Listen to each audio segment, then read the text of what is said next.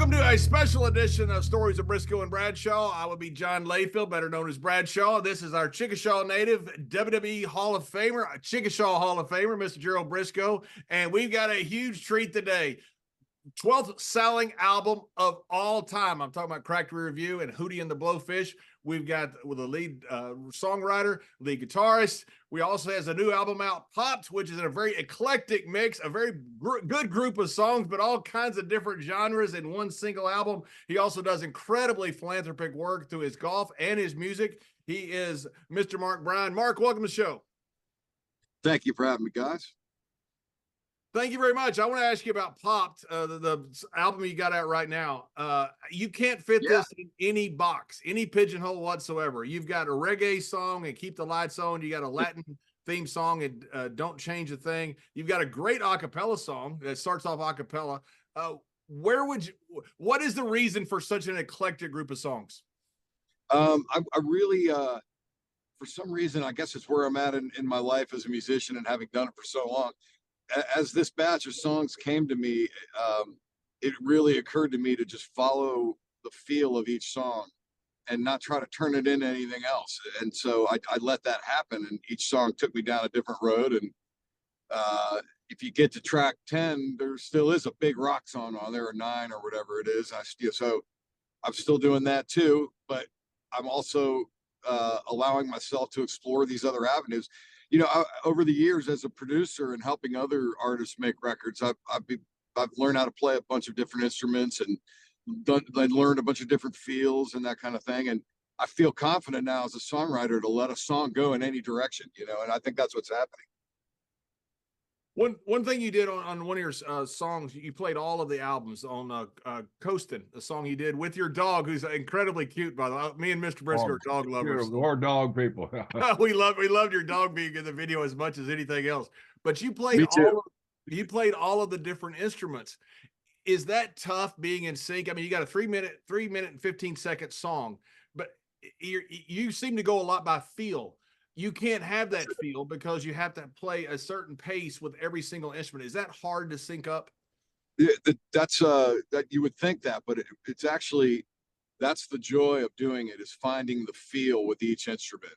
And so I'll start off with maybe a guitar track, since that's my best instrument, and lay that down to a click track with a nice groovy feel.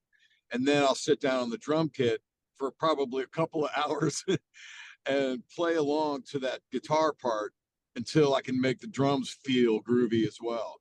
And so, you know, that was part of the joy of making this record, was taking my time with each instrument and making everything feel groovy and making it sound the way I wanted it to, the way I was hearing it in my head. You know, that's part of the fun. Mark, you're an accomplished musician, playing all those instruments. Did you come up in a musical family and learn that, or did you just kind of, I want to be a rock star, or how did that progress? Yeah, no, I didn't come up in a musical family, really. It was more just the absolute love and joy of it. And then once I got immersed in it, you know, I would spend my hours on instruments. And, you know, I can remember when I was a teenager, my dad being like, well, I know you're not playing as much basketball as you used to. I see you in your room with that guitar all the time, you know. And so I was putting in my hours on that. And then as I got older, I would do the same thing with a bass guitar or a banjo or a mandolin, which is my second instrument, really. And then drums and keyboards. And yeah, and so I've kind of messed around with everything enough to where I can play them in the studio. But I don't know if you'd want to hire me to be like your keyboard player on tour. There we go. There we go. If you're expecting a bunch of old wrestlers to know anything about tech, we're lost. So it's that's good. We know anything. Yeah. Mark, we have a great time getting all of our old wrestler friends on there. Stan Hansen, I don't know if you're aware who Stan is, but he was popular there in South Carolina for a long time there. Stan, it took us over an hour to get Stan on Zoom. So there's nothing like old wrestlers used to rotary dial telephones and us trying to get them on Zoom. So we've had a lot of fun with getting people on the technology. So I set an alarm to come on the show with you guys, and my phone, the alarm went off, and then I called you guys, and then 10 minutes later,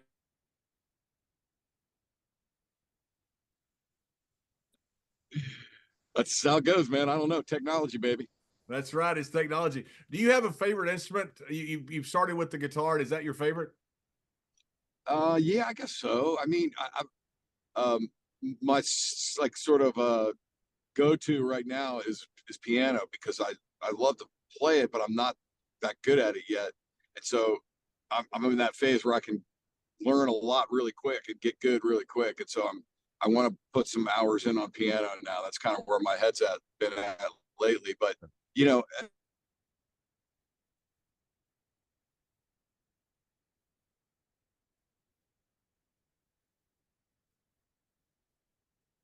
Hey, we lost you for just a second, Mark. Sorry. It's I guess the Carolina mountains have got to us. around and pick on. Yeah, sorry, Mark. We lost you for just a second. I guess the Carolina cell service is like a lot of places in the country, a little bit spotty. So, when you're playing all of the instruments on an album, do you pay yourself any differently because you're better at one than the other? Do you like say, I'm a really good guitarist, so I get more Only money? Only John, who's a financial expert, would come up with that, Mark. Oh yes, I pay myself for each. That would be so funny. Part of the beauty of making these solo albums has been not having to worry about that studio time, and it's just me and my engineer, and we're not slow or anything, but we take our time and make things right, and that takes that stress level off of there being any sort of studio time you worry about or financial worries or any of that. And so I've really enjoyed making my last couple albums that way. The world works in mysterious ways. Here you are, you're a Maryland man, and you end up at the University of South Carolina, and you end up in the same dormitory, and happen to hear this guy singing in the shower, and it's James Rucker there. How did all that come about? How did you? I want to go to. Was there a certain course that South Carolina offered that it wasn't offered up in the Maryland area? Man, I got really into broadcast journalism when I was in high school. My dad was doing it up around DC. He was doing some ball games for GW and did some other stuff, and it got me into broadcasting. And so I started looking at what schools would have the best broadcasting program, and South Carolina came up really high. So we went and visited, and it was just everything felt right to me about where I wanted to go to school. The football team was good. It was just far enough away Steve Spurrier there at the time? No, that was the Joe Morrison days back in the mid '80s, and not to date myself, but and that was a year, my senior year in high school, the Gamecocks went 9-0 and were playing Navy to the last game to be the #1 team in the country, and lost to Navy. Wow. But that's how good they were. But anyway, so I ended up down there and met Darius, freshman year. He lived on my dorm hall, and the rest is history. You had to be thinking, Darius Rucker has such a unique voice. And apparently, according to the story that, Mr. Brisco and I both read, you heard him singing in the shower, in the dorms, obviously, you hear everything. You had him thinking, what the heck is that? Was that your thought when you heard him? Yeah, I mean, we all became friends really quick, but it was obvious that he had a great voice, and you could hear him down the hall for sure. Hear him around the hall singing, and I was the only guy with a guitar, and we just sat down one night when we were partying and realized we knew all the same songs, and put together a little set list and went out and played it at a local pub, and we haven't stopped since, man. That was a long time ago, but. So what kind of music was on that playlist, that original playlist with you? That's a great question, because I remember a lot of them that I'm going to tell you. So let's see. We did Feeling Groovy, the 59th Street Bridge song by Simon and Garfunkel. Yeah. We did Sail On by the Commodores. Yeah. We did Sultans of Swing by Dire Straits. Oh, yeah. We did, believe it or not, Family Tradition by Hank Williams Jr. Oh man, I had to do that one. You had to. I was in college at the same time as you. We're almost exactly the same age. So yes, I have the same playlist. So you know where I'm coming from. And then there's probably a few more. I'm trying to think. There's got to be a few more, but right off the rip, it was we were all over the place stylistically, and so I mean, it makes sense to me that he does country now. It makes sense to me that I'm making a record with a bunch of different styles. We never really confined ourselves to any one style. We like so much music, like we came up with so much different music. I mean, I came up on rock, but I also love so much other music, you know? Mr. Briscoe here, Gerald Briscoe here is my podcast partner and host, and hired me in a shower in 1995. Crazy things happen in the shower. My career got to start there, just like Darius Rucker's did. But That's right. Gerald Briscoe and Thunderbolt Patterson in the Carolinas back in the early 70s were the first real integrated tag team, black and white tag team in wrestling history. And you know, it wasn't a big deal just because Thunderbolt was such a great star. Nobody thought much of it. Ron Simmons and I, fast forward to the 90s, was one of the first integrated teams in WWE after Coco as well and Owen. But the Dudleys were there. It was kind of groundbreaking at the time. You know, now it's not so much, and it shouldn't be. It shouldn't be groundbreaking. But you had Darius with you in the South Carolinas, the same Carolinas that Mr. Briscoe was with Thunderbolt. Did you face much resistance of any of that being one of the first, say, integrated rock bands in the South?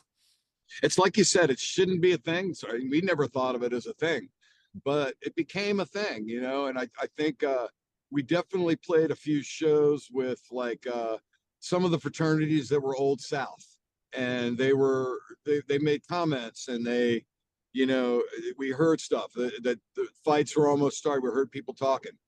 And then later there, you know, was that thing of that band with the black singer, but it shouldn't have been a thing. And then I think as time went on, it was a unifying thing, the fact that we were interracial. And it became part why we became successful. I think we related to a lot of people because of the interracial quality of it. Was not something we ever thought about, but you know, you could see people's reaction to it through time. Yeah, and one of the things that, you know, when Ron Simmons and I were tag team partners, Ron's a recognized first black world heavyweight champion in wrestling history. You know, we never made anything of it. Thunderbolt and Jerry never made anything of it. And, you know, Right. and for good reason, because if you make something of it, that's what it becomes. You know, we just thought we're friends. We're friends. We're compadres. We're friends. There's nothing to it. It seems like you and Darius were the same. Yeah. And, you know, Dean and Sony and I, all having grown up in like the DC area, and like Sony's from also was in Chicago suburbs. We grew up in a very interracial environment anyway. Like none of that ever occurred to me. Like from my very first grade school all the way through, I had kids of every ilk in my classes because we lived around DC, and you know, there were diplomats from all over the world, that kind of thing. And so I just it was never occurred to me that it would be or could be a thing until I moved to the Deep South. And unfortunately, it still is a thing down here, you know. And I all you can do is live to be the example you want to set, and that's what we try to do. Yeah, I remember when the first time I was asked, Mr. Crockett brought me into the office and asked me if I was okay with teaming up with a black man. I said, what's not to be okay with? The guy's a superstar, and I can make some money with him. Plus, I love traveling with him. I love listening to with his music and everything, and we have a good time together. So yeah, please team us up. Done deal. Yeah. No brainer. Yeah. You and Darius both, the Hootie and the Blowfish, and so many things you did. You can't really define you guys into a certain genre. When you're sitting there thinking of a song, and I'm talking specifically about your new album coming out, Popped, and I went through all your songs the last night and this morning. So thank you very much for what you wrote. I think it's just freaking brilliant. I love what you've done. But what pops into your head when you're thinking of either lyrics or tunes, you know, and understand where the question's coming from. Mr. Briscoe and I don't know. I don't know. That's where the magic is. Like, I'm either like driving down the road like this, and if I wasn't talking to you, I might just be sort of meditative state, and some lyric will come to me or a melody. And if it's something memorable, I'll put it down on my notes, you know, come back to it later. And then sometimes I'm sitting playing an instrument. It could be guitar, could be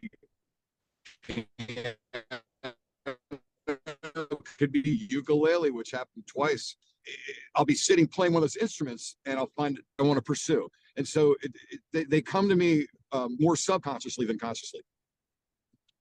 When you start writing a song, and I've always been curious about the implementation of how you get into a song, because Mr. Briscoe and I have the musical ability. All we can play is the jukebox, and most of those are gone now, so we can't even play that anymore.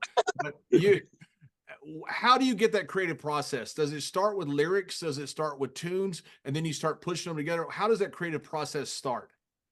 Sometimes it'll start with a lyric, yeah. Sometimes it'll start with something profound that I think, or the way I describe something in my head feels profound. Like, man, I gotta share that, you know. And so I'll write that down and then start from there. Other times it's when I'm sitting around playing one of my instruments, and like I said, it could be guitar, piano, ukulele. There's two songs from this album that were started on ukulele, and I'll take that musical idea and build out from there. Do you have any? Do you have any like we have? You know, our idols in the wrestling business. Do you have any guys that are musical groups that you really looked up to that you kind of wanted to pattern your music after, or was it all out of your head? Yeah, a big influence on me was Pete Townsend from the Who. Steve Counter.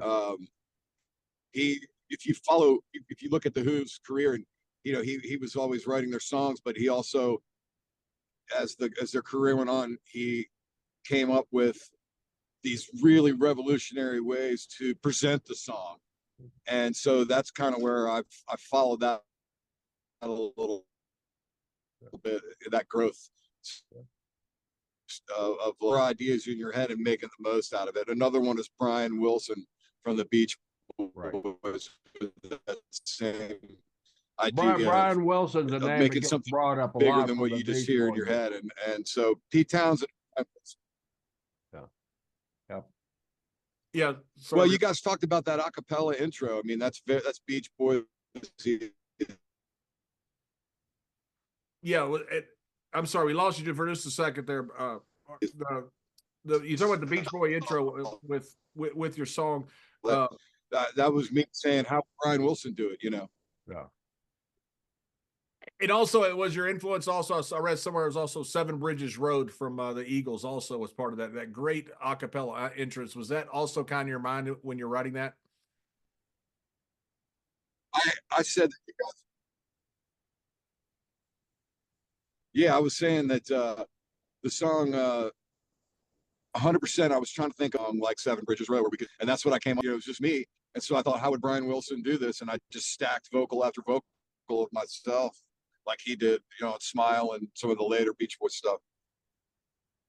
And that song I particularly enjoy on Pop's your new Pop's album is Keep the Light on the reggae music here. It was really unique coming from you guys. It just seemed to really blend in and just really a catchy melody that I really like it, and I appreciate you putting that out for us, man. Man, thank you so much for saying. Yeah, that song means a lot to me. I've never written a song that felt reggae to me like that, and it was really cool to follow that out and play it with a really good band, bring the horns in and all that. And so I feel like it's a pretty cool moment for me, and I appreciate you recognizing that.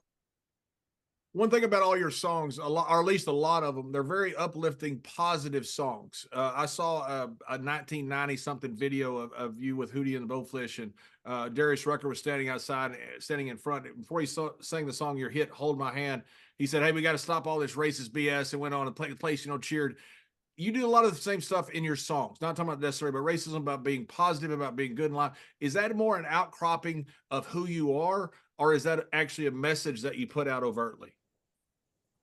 It was never a conscious thing early on for me. I was just writing song after song, but I did notice this trend where, like, by the third verse, I was usually trying to write something hopeful. I'd leave the listener with something hopeful, you know, and I didn't do it consciously, but when I look back over a batch of songs over time, I realized that was a common trend. And so I do think it's part of who I am as a person, and I remain hopeful. I think the world is a mess right now, man. And I've been alive 57 years, and we might be in the messiest place I've ever seen it right now. But I remain hopeful, and I feel like if there's any purpose I have as a songwriter, it's to share, you know, feelings and thoughts about where we're at, and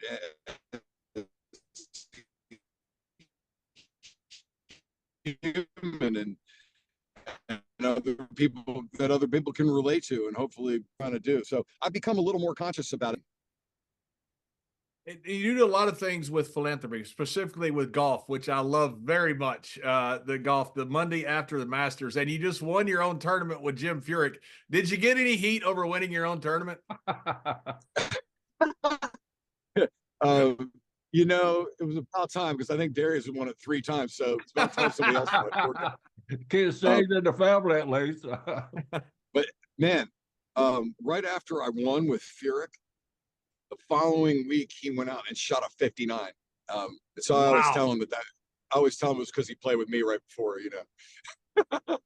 But what a blessing it is to be able to have these events for like 30 years now. We've been doing Monday After the Masters, and where we can get together with our friends, play golf, have fun, but you're also raising a ton of money for great causes. And so that has been something that is part of our career that I may be the most proud of anything. I mean, it's sort of separate from the music, but what an amazing thing to be able to do on the side of our musical career. And I just feel really blessed to be in that position and situation. And I hope we can keep doing it.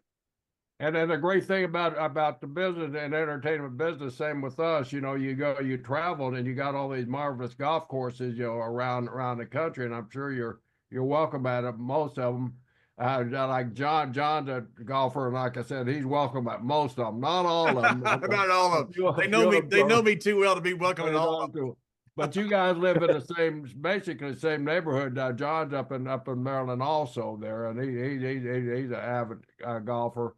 But he plays over there where Mr. Obama plays, and he nearly got hit in the head with an Obama. I did. True story. Ball. Obama almost hit me with a golf ball. True story. President Obama almost hit me with a golf ball, and he was very nice and very affable, as you would expect. But worst golf shot I've ever seen. And they took the golf ball back. I was wanting to keep the golf ball. It was a Pro V44.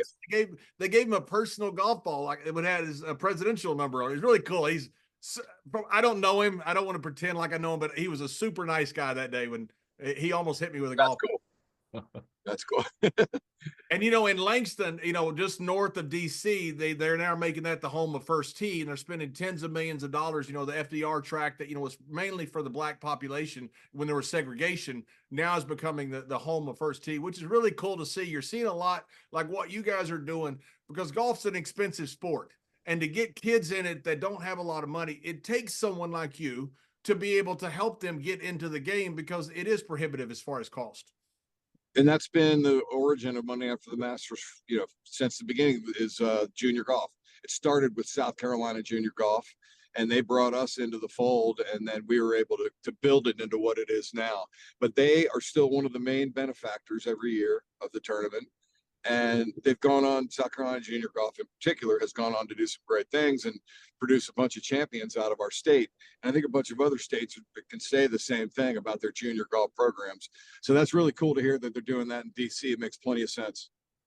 And one of the things you're doing is the College of Charleston radio station. You've got some really cool stuff that you're doing to help people. You've got your own studio in your place. Apparently it's right next to you, but you're doing a lot as far as getting people involved. That outreach, is it just reaching out to people that were just like you? Is that the basics of it? Is that the fault? That's exactly what it is. And when I moved to Charleston, I realized they didn't have a college radio station, and I had come from Columbia, South Carolina, where I was a college DJ at WUSC, and it was a really integral part of the community. And I thought, man, radio station. So I met with them and helped start one that was student run, and it's still there. And there, you know, so that's a great thing. And then I just have the ability to help kids around Charleston with recording and getting into the studio. When I was a kid, we didn't have the ability to get into the studio. You had to buy like a 4-track cassette thing, you know, and figure it out. And so there's an opportunity in Charleston for us to provide that for youth. And so I've been trying to do that for years. And the music industry now, I heard a interview you did, which was very interesting because you're a very thoughtful person, talking about how now it's about touring. It's not necessarily about recording in studios for money. Is that where all the money is now for recording artists? Yeah. If you're talking about the business model and the financial side, yeah, there's very little money in recordings and what you can do with your recordings. There is still the the licensing angle with recording, where if you make a good recording that people are a timeless recording that people care about, that it could show up in a movie or a TV show or to sponsor a brand or something like that. And you can make some good money like that. But otherwise, the only way to make money off your music now is touring. And so, and that's been the constant.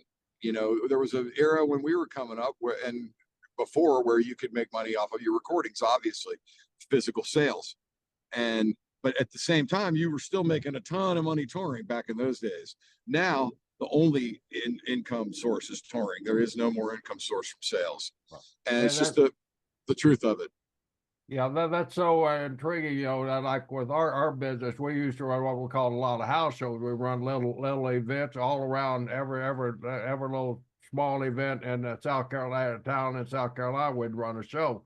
That's where we made our money. Then all of a sudden, TV comes along, and these now the modern day kids, they're getting paid off that TV money, and the money's drastically different. The music industry has kind of evolved a little bit quicker than our wrestling business, where, you know, in the beginning, like you said, it was recording. That's where the money was. And then all of a sudden, all these free music streams started coming out. So then it kind of went back to the touring aspect. Do you see music evolving again in another direction, or how do you see that? Yeah, so I think the current streaming model is here to stay for sure. Musicians are paid and songwriters are paid. Right now, it's an unfair proportion, and when they get that right, I think it'll bring some normalcy back to the industry. So I think I'd like to see that happen sooner rather.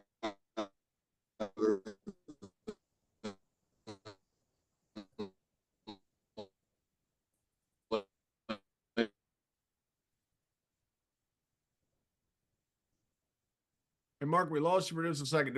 Are you back?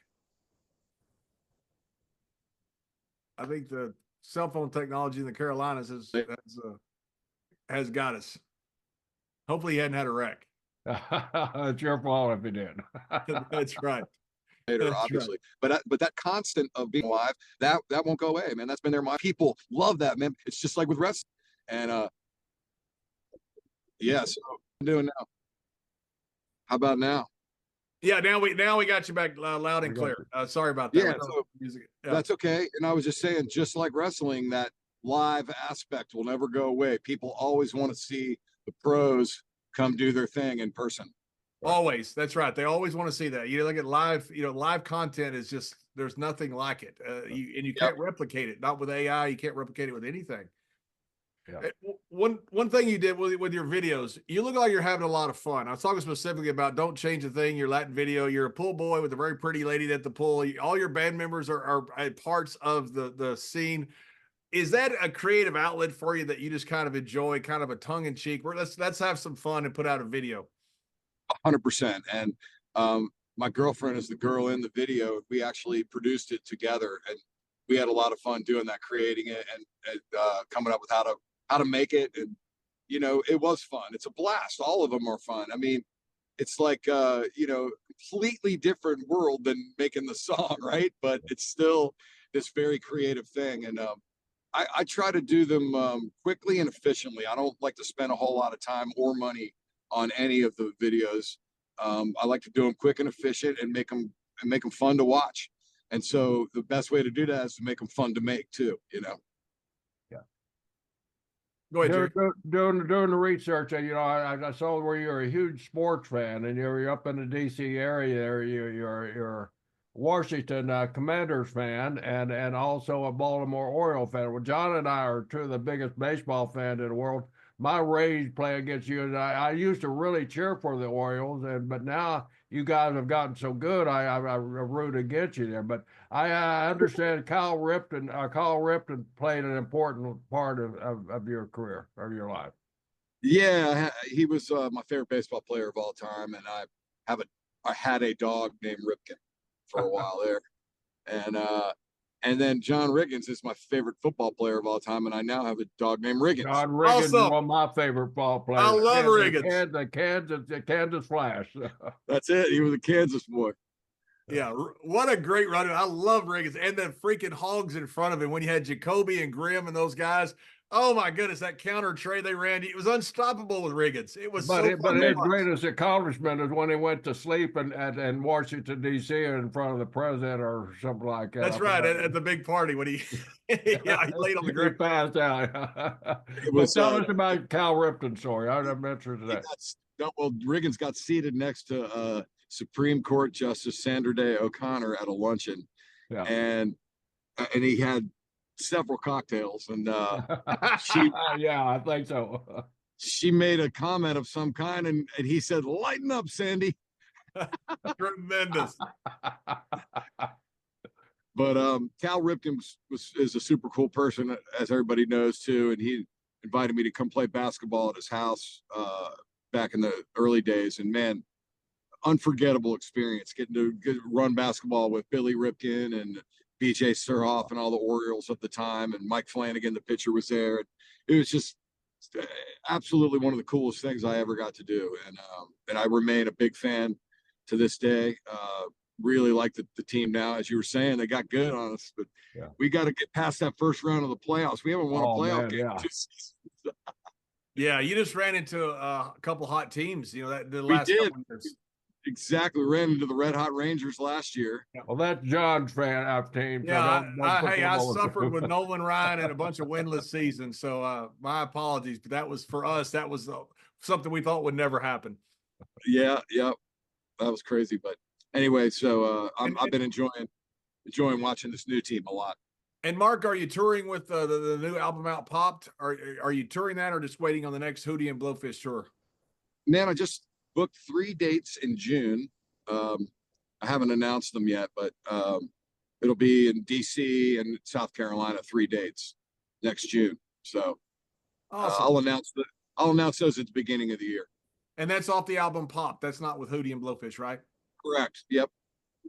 Awesome. And how is the album doing? Are you happy with it? Oh man, thrilled.